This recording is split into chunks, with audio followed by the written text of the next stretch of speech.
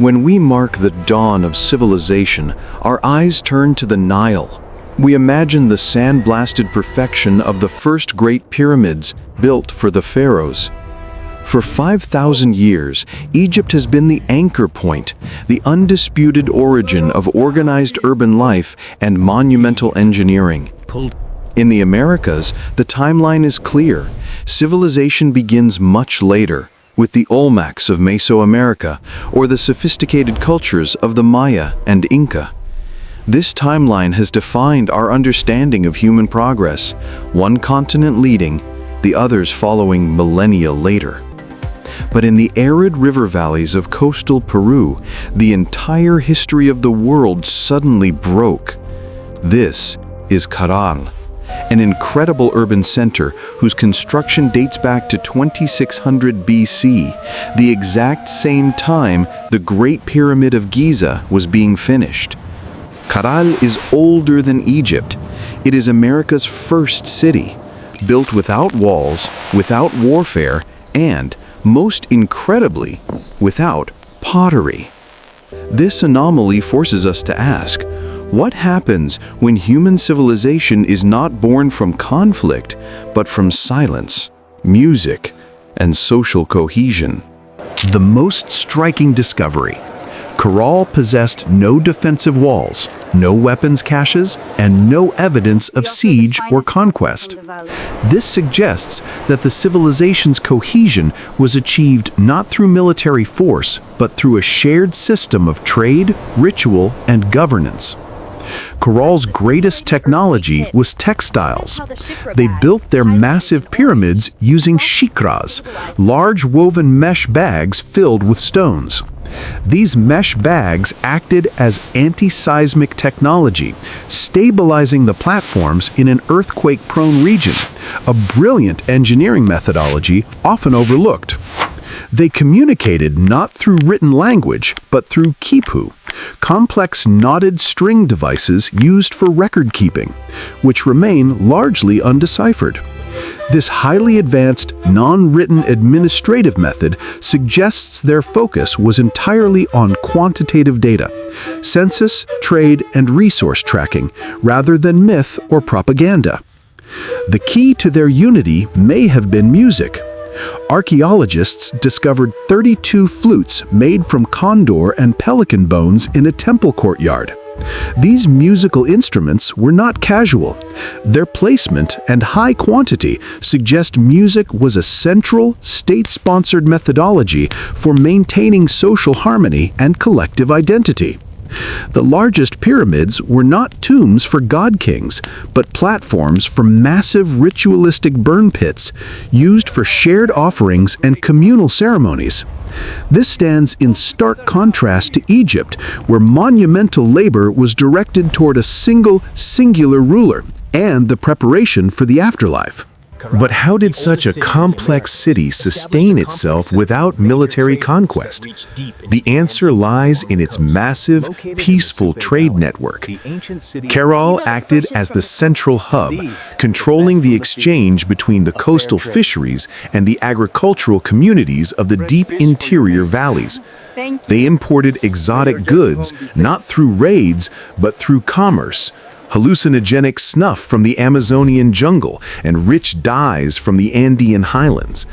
The sheer geographic reach of their imports, as far as Ecuador and the Amazon, demonstrates a powerful political and economic influence built on trust, not threat. This trade system was uniquely adapted to a world without pottery. Caral is pre-ceramic, a defining feature of its age. This lack of ceramics forced innovation in cooking and storage techniques, preserving the city's footprint from the looting that often destroys pottery sites. Without writing, administrative and census data was managed by the Quipu, the knotted string system later used by the Inca. This highly complex, non-written administrative method suggests their focus was entirely on quantitative data, census, trade, and resource tracking. The seismic stability of the region demanded engineering genius. Caral's pyramids were built using the Shicra method. These large woven mesh bags layered within the massive stone platforms acted as shock absorbers, an ingenious, low-tech, anti-seismic methodology. This system allowed Caral to build monumental architecture on a geological fault line, securing the city's longevity through engineering, not force. The key to their unity may have been music. Archaeologists discovered 32 flutes made from condor and pelican bones in a temple courtyard. The high quantity suggests music was a central, state-sponsored methodology for maintaining social harmony and collective identity, replacing the need for military parades. Caral's greatest currency was not gold, but cotton. They were masters of textile technology. The soft fiber was vital for their life, from clothing to complex fishing nets, and, crucially, the Shicra bags for construction. Cotton was their primary export, traded with Andean communities for foodstuffs, hallucinogenic snuff, and rich highland dyes. This highlights the key anomaly. They traded a luxury industrial crop, cotton, for their survival, rather than relying on staple maize like later empires. Survival hinged on the ocean. Coastal settlements associated with Caral provided massive amounts of fish and seafood. They utilized advanced fishing methodologies, proving that maritime resources were the industrial backbone of this inland urban center. Non-maize diet. Unlike nearly every other major American civilization, maize, corn, was not the primary staple food for Caral.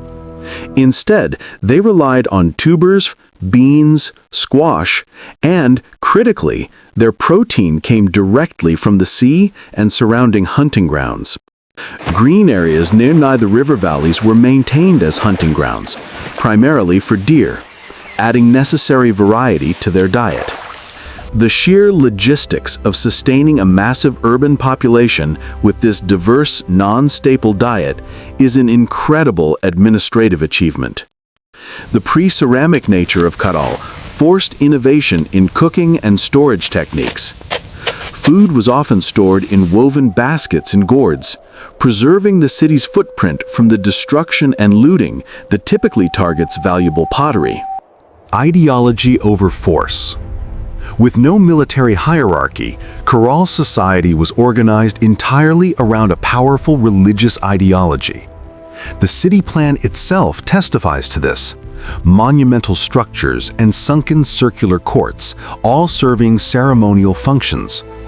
Residences of the elite were clearly distinct, but they were positioned near the main pyramid, signifying power was linked to ritual authority. But instead of private opulence, these areas showed evidence of communal feasting and the preparation of large, shared ceremonial offerings. The sunken circular courts were the true heart of the city, a place for collective ritual, perhaps involving the haunting music of the bone-flutes. Evidence points to the use of sacrificial offerings, though not on a mass scale. More often, valuable textiles or small food items placed in specialized burn pits. This suggests the leaders maintained power by managing the community's relationship with the divine and securing the all-important harvest and fishing yields. The Quipu system was essential for the elite to manage this system, tracking the inventory of offerings, the population count, and the trade volume. The complexity of the Quipu implies an administrative class dedicated to data, a bureaucracy built on fiber and numbers, not on military legions.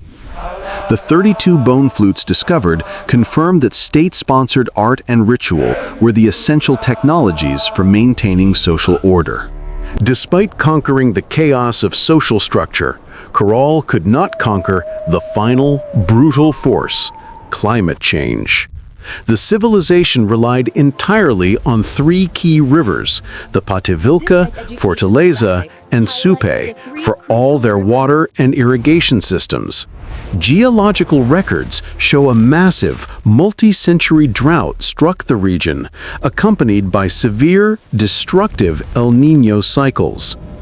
The delicate irrigation channels, which sustained the entire economy, began to fail as their source rivers shrank to a trickle. The peaceful methodology had no defense against this invisible enemy, no diplomatic solution, no trade route for water. The end was not a bloody siege. It was a slow, agonizing realization that their land could no longer support their massive population. The citizens didn't flee a conquering army. They began a silent, gradual exodus, seeking better land up or down the coast. They left behind not scenes of destruction, but scenes of abandonment, pyramids untouched, plazas empty, all due to the failure of the environment. They carried only their culture and their administrative technology, the Quipu, which would later form the basis for the Inca Empire millennia later. The ultimate paradox, a civilization that thrived by rejecting warfare, was ultimately brought down by a force no military could ever defeat. The ultimate paradox of the peaceful city, Caral was not destroyed by an army. It was destroyed by the environment it was engineered to master. The shift in regional climate, a massive drought, and extreme El Niño cycles gradually choked the life from the valley's fragile river system. The end was not a bloody conflict, but a slow, silent exodus. The people of Caral simply walked away, leaving their massive city behind for the desert to reclaim. The story of Caral is the ultimate anomaly, a civilization that proved human progress doesn't require violence, but ultimately failed because its social cohesion could not defeat climate change. The lesson of Caral echoes forward. The quiet threats, the invisible processes, are often the most powerful forces in history. This is the Anomaly TV. If you want to dive deeper into the hidden histories and methodologies that define our world, please subscribe now. Next, we investigate Cleopatra's last stand. Click the thumbnail to watch it now.